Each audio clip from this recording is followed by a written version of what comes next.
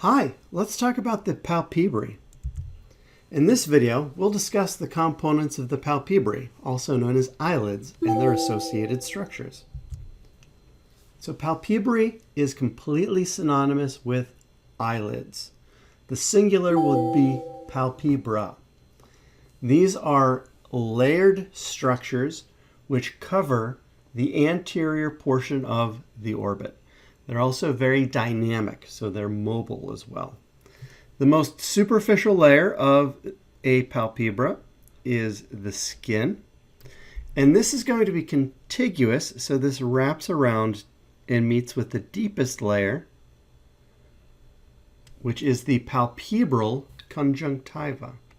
We'll discuss the conjunctiva in a moment. And so where these two meet, there are follicles for eyelashes and associated glands.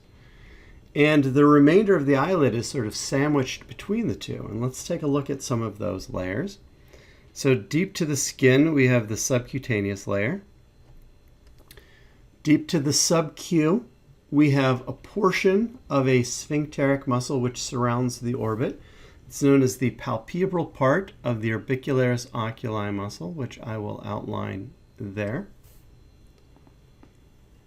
Deep to the palpebral part of orbicularis oculi is the tarsofascial layer, which we'll discuss in great detail.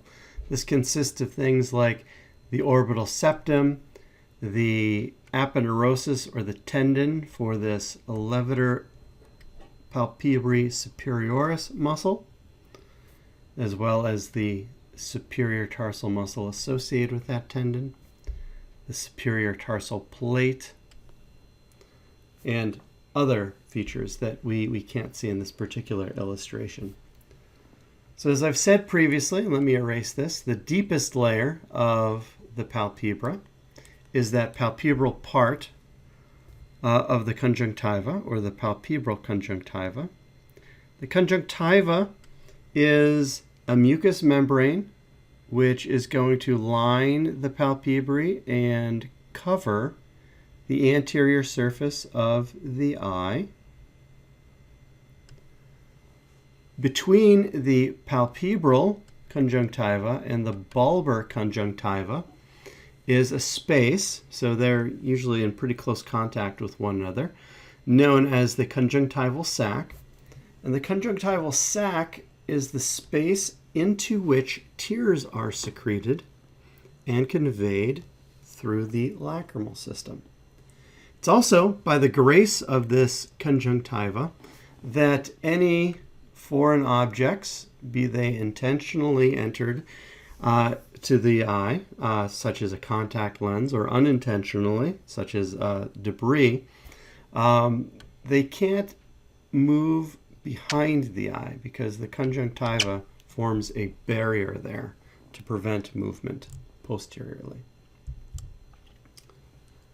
So the orbicularis oculi muscle, found deep to the skin and the subcu, is a very impressive muscle of facial expression. I'll outline it there on the cadaveric image. So breaking down that name, orbicularis oculi, muscles have different naming conventions, and sometimes they're named for the directionality of their fibers. Orbicularis muscles have their fibers going circumferentially like this. So they almost form a sphincter. Oculi is of the eye.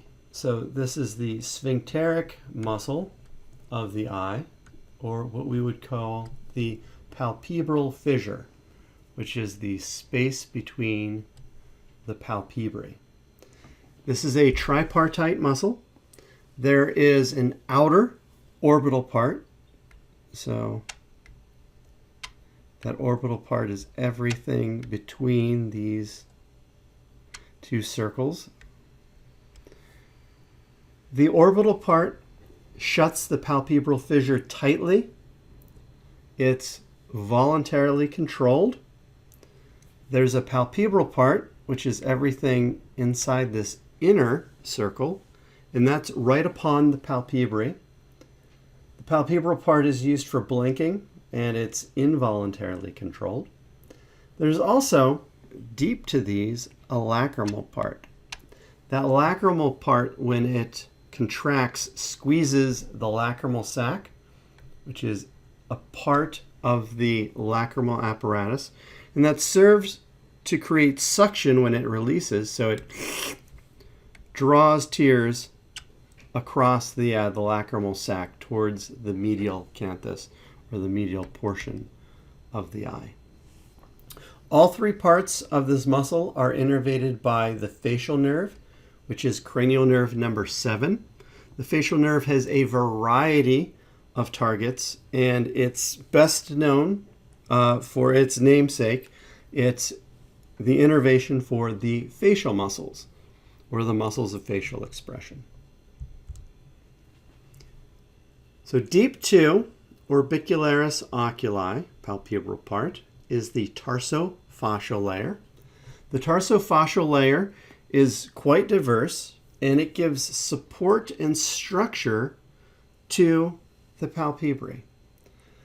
So coming off of the orbital rim, so here we can see the periosteum there, is an extension of that periosteum known as the orbital septum. That orbital septum is going to separate the orbital fat from the structures of the palpebrae. There will be one inferior as well. So here we can see the orbital septum, all around orbital septums. That orbital septum is going to blend in to the tarsal plates. So here is the superior tarsal plate there. There's one in the superior palpebra. There's also one in the inferior palpebra. These tarsal plates are going to give shape and support to the eyelids. So these are the reasons why, if you were ever the child who turned their eyelids inside out, that supports that particular arrangement. Also at the medial and lateral canthi, or angles of the eye, we have the medial palpebral ligament and the lateral palpebral ligament. These are attaching to both superior and inferior palpebrae. We also have the aponeurosis. An aponeurosis is a sheet-like tendon for an extraocular muscle known as levator palpebrae superioris. Levator palpebrae superioris is the only extraocular muscle that does not affect the action of the eye. It affects the action of the superior palpebra. It comes in and attaches to that superior tarsal plate, and when that muscle contracts, the superior eyelid is elevated. You can also see in this illustration that there is a little slip of muscle here. This is smooth muscle, known as the tarsal muscle, sometimes superior tarsal muscle, that is also attached to the superior tarsal plate. It is autonomically controlled, so it's under sympathetic innervation, and when it's stimulated sympathetically, it helps to keep the upper eyelid raised. And then finally, we have tarsal or meibomian glands. These are modified sebaceous glands, so oil glands, and they secrete a substance known as meibum. Meibum gets secreted along the edge of the palpebrae, both inferior and superior, and it helps to maintain the tears, so it helps to prevent them from evaporating away.